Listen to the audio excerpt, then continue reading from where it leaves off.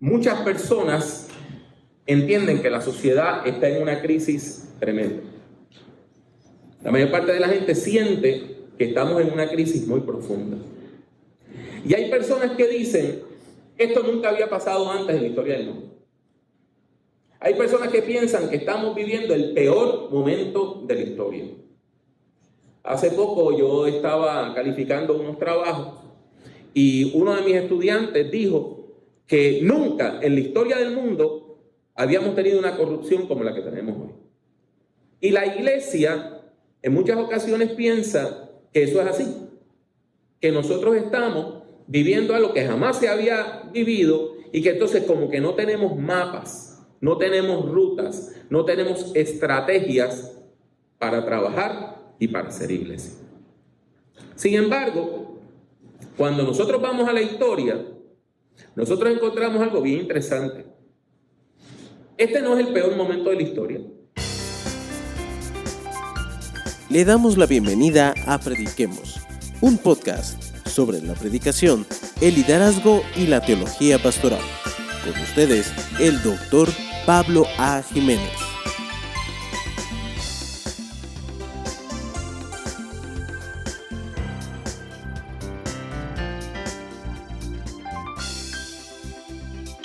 Por mucho, este no es el peor momento de la historia.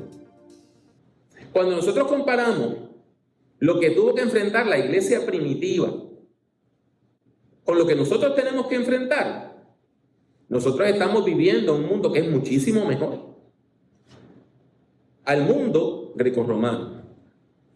Y yo sé que usted en la escuelita le hablaron de los griegos y le hablaron de los romanos y le hablaron maravillas de los griegos, que inventaron la democracia y todo ese tipo de cosas. Sin embargo, probablemente no le hablaron de un montón de cosas negativas que pasaban en el primer siglo. Así que déjenme darle algunas pinceladas. En Roma la prostitución era legal y se pagaba impuestos. Nosotros no tenemos nada de eso en nuestro mundo.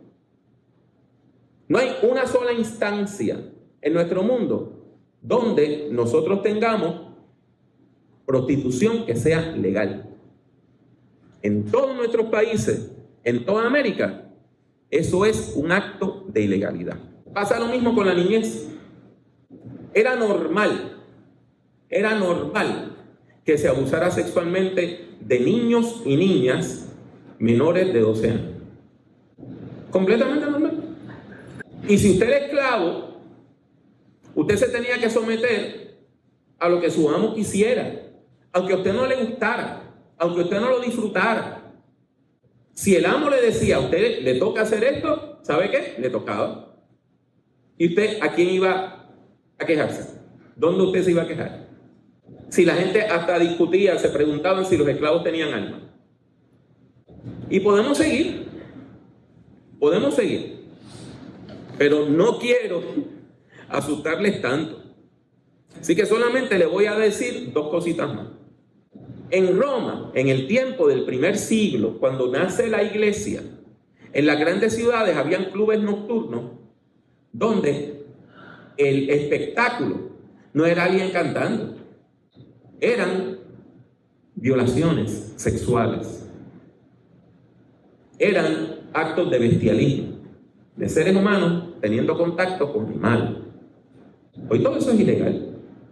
No hay nadie en nuestro país, en nuestro mundo, que tenga un club nocturno que diga, venga aquí y vea cómo violan a una mujer. Y entonces tenemos finalmente el Coliseo Romano. Usted ha visto las ruinas del Coliseo Romano, ¿verdad? Pues en los juegos de gladiadores era como la lucha libre. La lucha libre es coreografiada. La gente dice que es mentira. No, mentira no es, porque los golpes son de verdad, pero está coreografiada. Y antes de que empiece la pelea, ya se sabe quién va a ganar. Y ya se sabe cómo va a terminar. Era lo mismo con los gladiadores. Como se luchaba muchas veces hasta la muerte, usted no iba a poner a sus dos mejores gladiadores a pelear. Porque entonces, ¿qué pasaba? Pues entonces usted estaba perdiendo negocio. Pues, ¿qué hacían? Si había un pobre hombre que había sido condenado a muerte, le decían, usted va a morir en los juegos de gladiadores. Entonces lo disfrazaban, le ponían casco, le ponían máscara, le daban armas, y entonces traían a uno de los gladiadores profesionales y lo tiraban contra ese pobre hombre. En esta esquina, y ahí decían, de lugares desconocidos, y le ponían un nombre, ¿verdad? La bestia de Samotracia. Y era un pobre hombre que lo habían condenado a muerte. Y el gladiador, claro está, le ganaba. Y el gladiador lo mataba en público, mientras la gente comía pan y bebía cerveza. El asesinato era un entretenimiento.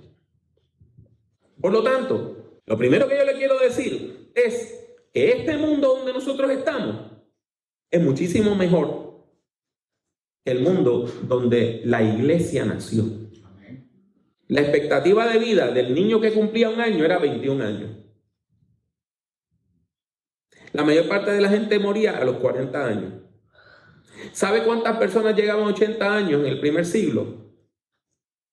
1 de cada 1000. Nosotros vivimos en otro mundo. Sin embargo, el hecho de que nuestro mundo sea mejor no quiere decir que no hay conflicto. Hay conflicto. Y siempre va a haber conflicto.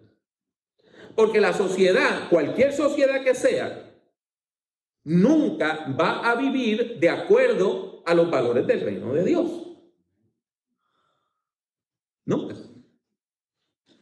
Nunca ha habido una sociedad que haya vivido de acuerdo a los valores del reino de Dios.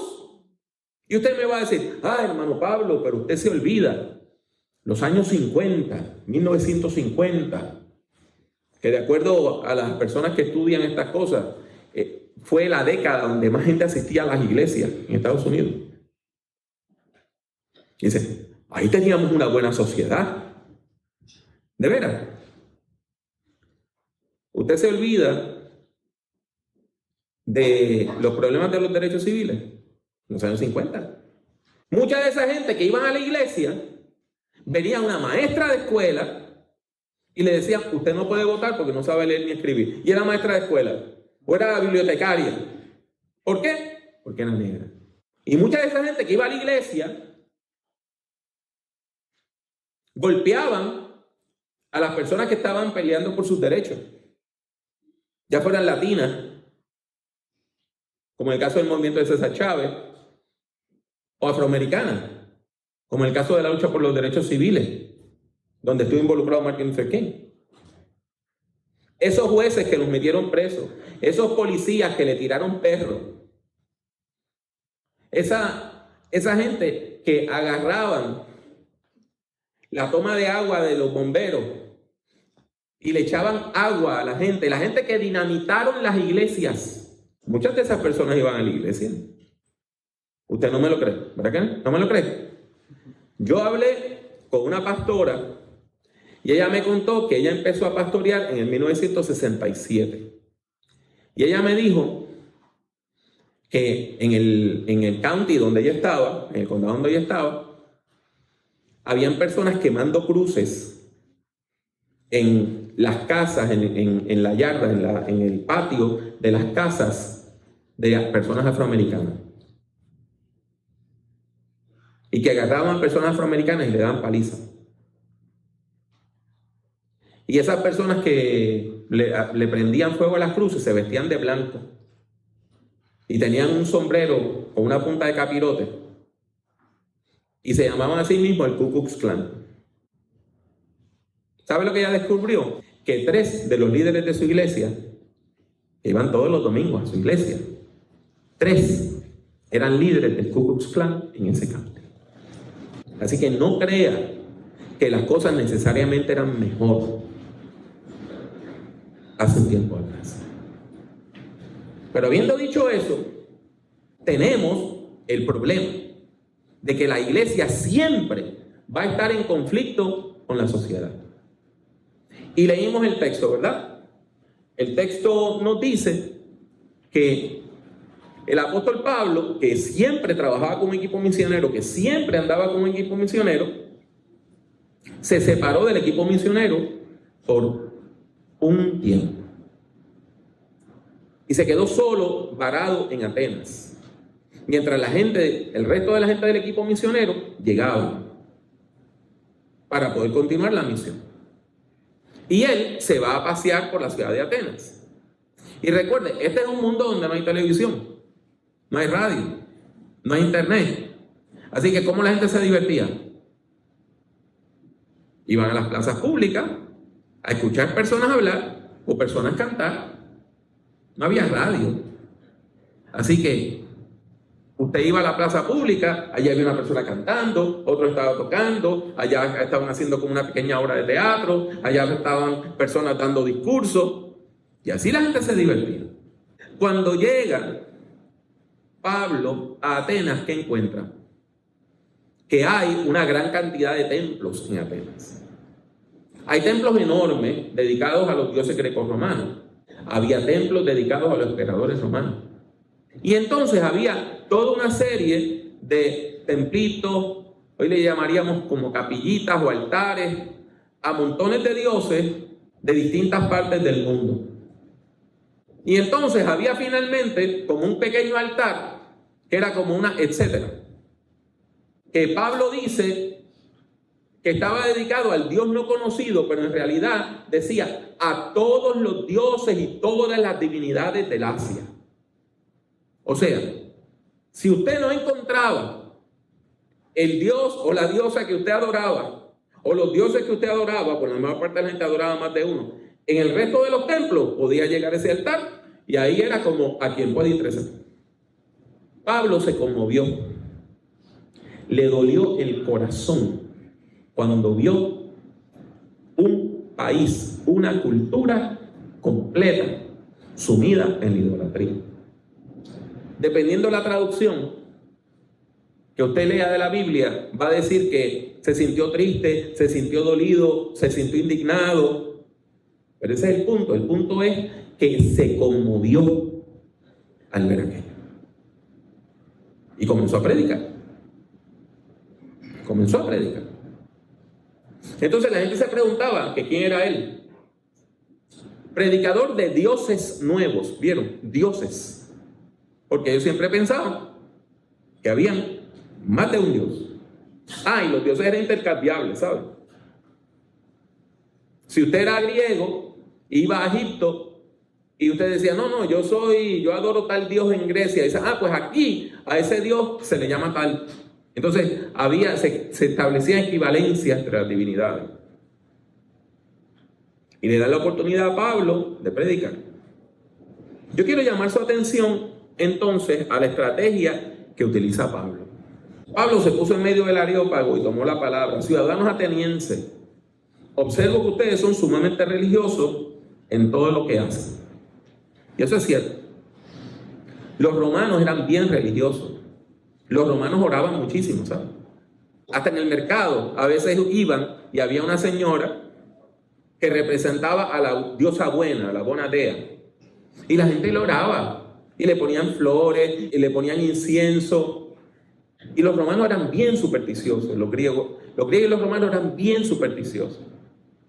Y siempre estaban pendientes de que, mira, pasó un pájaro negro, no podemos hacer esta batalla.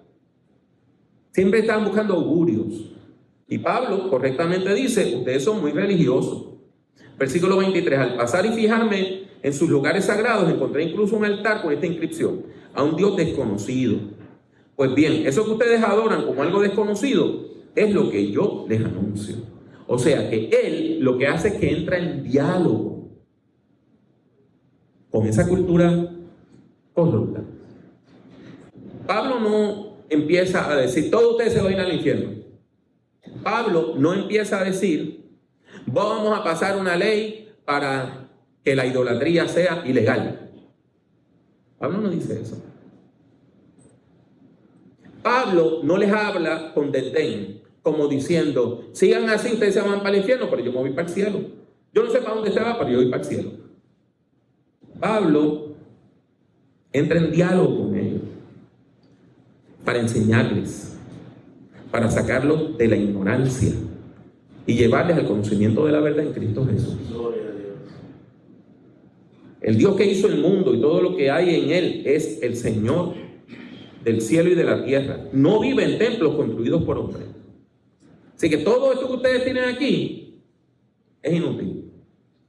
Porque los griegos y los romanos pensaban que habían santuarios centrales y ahí era que estaba el Dios. Versículo 25, ni se deja servir por manos humanas como si necesitara de algo. Una vez más, usted y yo no podemos comprender eso. Porque usted y yo no le traemos agua ni comida a imágenes de Jesús. Pero los paganos entendían que ellos tenían que alimentar a los dioses, que tenían que darle agua a los dioses, que tenían que darle comida a los dioses. O sea, que los dioses dependían de los seres humanos. Pero hay personas que todavía piensan eso. Hay personas que piensan que usted tiene que darle cosas aún al Dios de Jesucristo. Hay personas que piensan que tienen que hacer sacrificios, que tienen hasta que sangrar. Todavía hay personas que hacen promesas y suben de rodillas o caminan de rodillas por lugares donde lo que hay es que brea caliente, piedra, y cuando llegan al templo llegan con las rodillas ensangrentadas. Pablo nos está diciendo que nada de eso es necesario. Porque el único Dios que existe, que es el Dios que se ha revelado a nosotros en Jesucristo, el único Dios que existe, no necesita nada de nosotros. ¿Entiende? No hay nada que usted tenga que Dios desee. No hay nada que usted tenga sin lo cual Dios no pueda vivir o que no pueda ser Dios. Al contrario, nosotros dependemos de Dios. Dios no depende de nosotros. Y ahí le sigue diciendo que Dios había hecho a toda la humanidad de un solo hombre. Está hablando de Adán. Y eso quiere decir que todos los seres humanos, entonces estamos hermanados. Así que no hay gente que sea mayor que otra o más valiosa que otra. Y después dice, versículo 28, puesto que en Él, en Dios vivimos, nos movemos y somos y existimos. Nosotros vivimos en el mundo que Dios nos ha dado, por la gracia que Dios nos ha dado, con la vida que Dios nos ha dado. Nosotros no tenemos que depender de esculturas. Nosotros no tenemos que depender de rituales.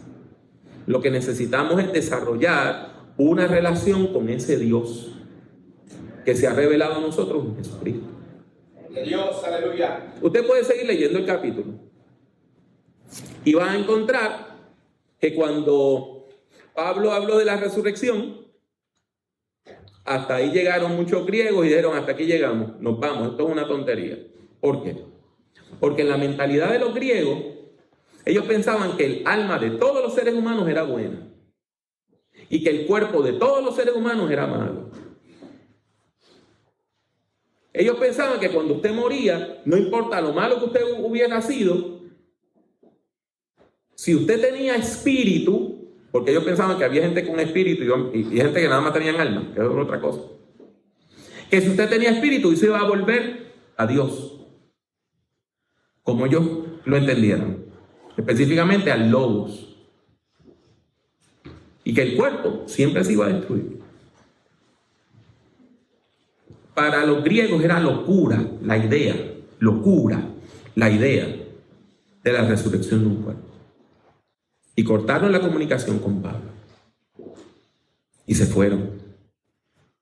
Sin embargo, mire lo que dice la palabra. Que algunas personas se unieron a Pablo y creyeron. Entre ellos estaba Dionisio, miembro del Areópago, también una mujer llamada Dámaris y otros más. Aunque la mayoría rechazó el mensaje, hubo un grupo que sí creyó y se convirtió en el núcleo de la nueva iglesia. Se establece la iglesia en Atenas. ¿Cuál es el punto que yo les quiero traer hoy? ¿Cuál es la enseñanza que nos da la palabra de Dios hoy? La palabra nos está hablando de cómo nosotros podemos vivir y sobrevivir y trabajar como iglesia en un mundo hostil. Porque el mundo sigue siendo hostil al Evangelio. El mundo siempre será hostil al Evangelio. Siempre. Porque los seres humanos somos pecadores. Y el ser humano, por naturaleza, está buscando cómo lograr su propio provecho. Cómo ser su propio Dios.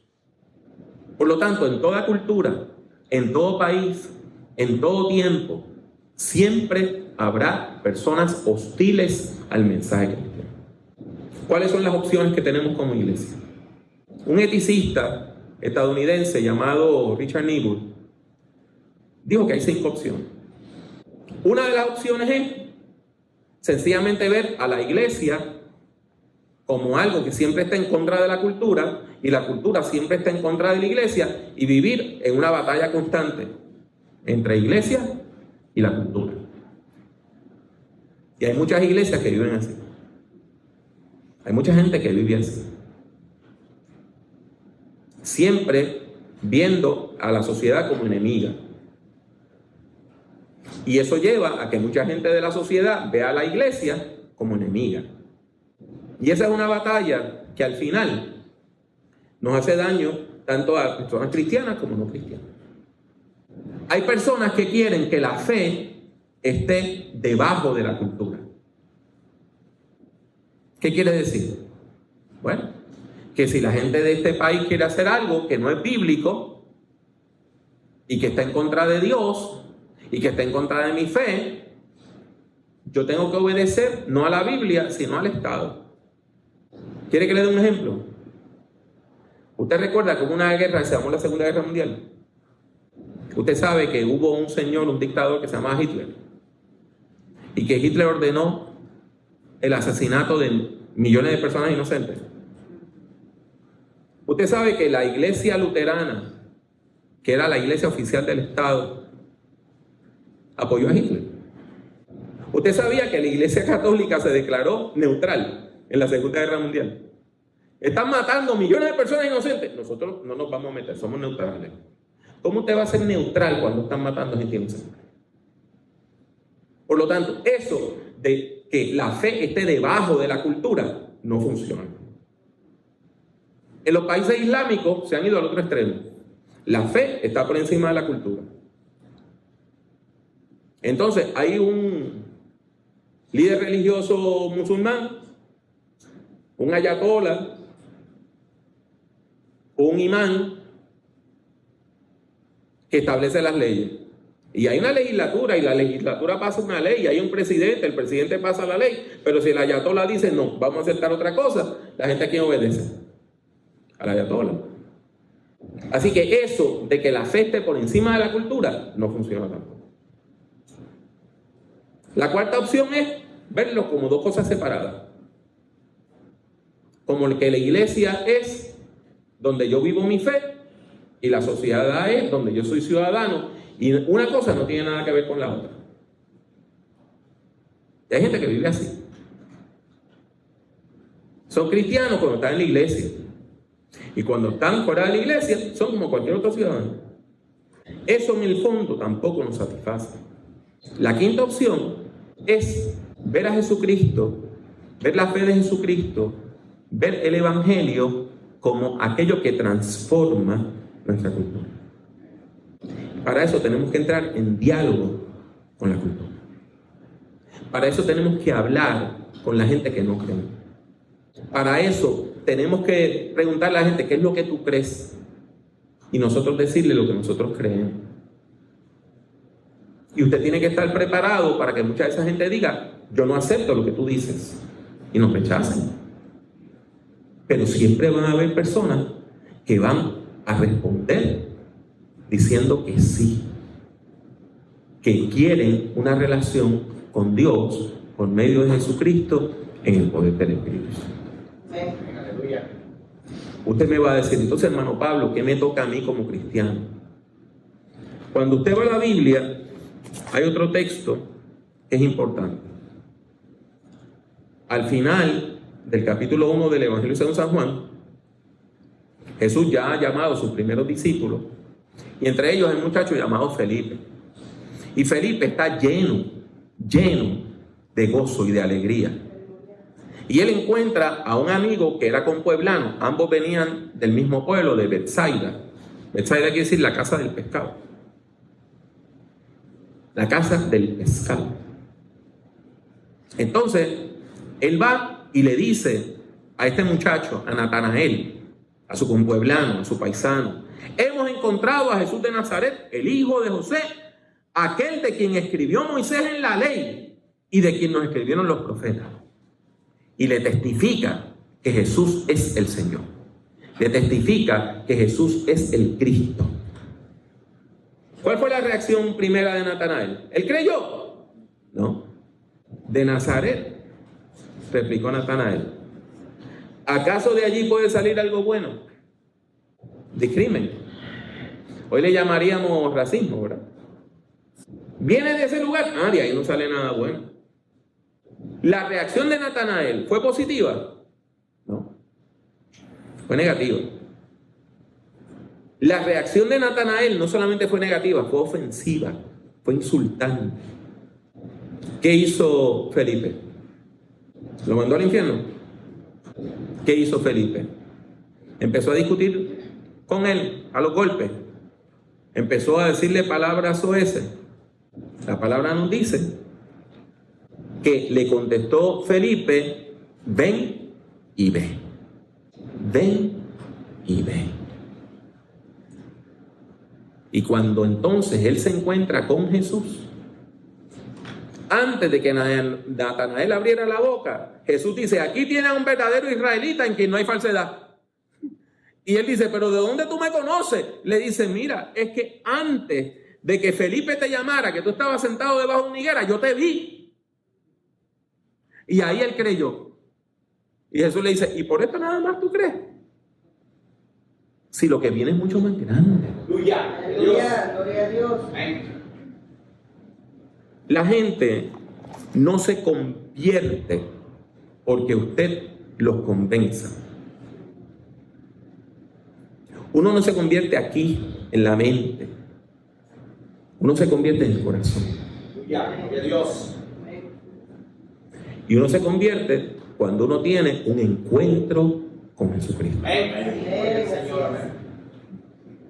¿Usted quiere evangelizar? Aquí tiene el modelo. Dígale a la gente que Jesucristo es el Señor. Testifique del señorío de Jesucristo. Testifique de su fe. Pero no la rechace a esa persona. No la rechace. No le diga: te voy para el infierno. No. Diga, al contrario, dígale: ven y ve. Ven y ve. Ven y ve.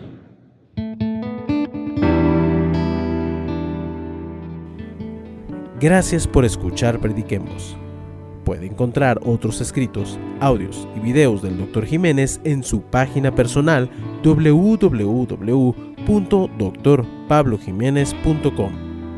Siga al Dr. Jiménez en Twitter, Instagram y YouTube. Sintonice Prediquemos y comparta nuestros enlaces con sus amistades. Que Dios le bendiga mucho y que Dios le bendiga siempre.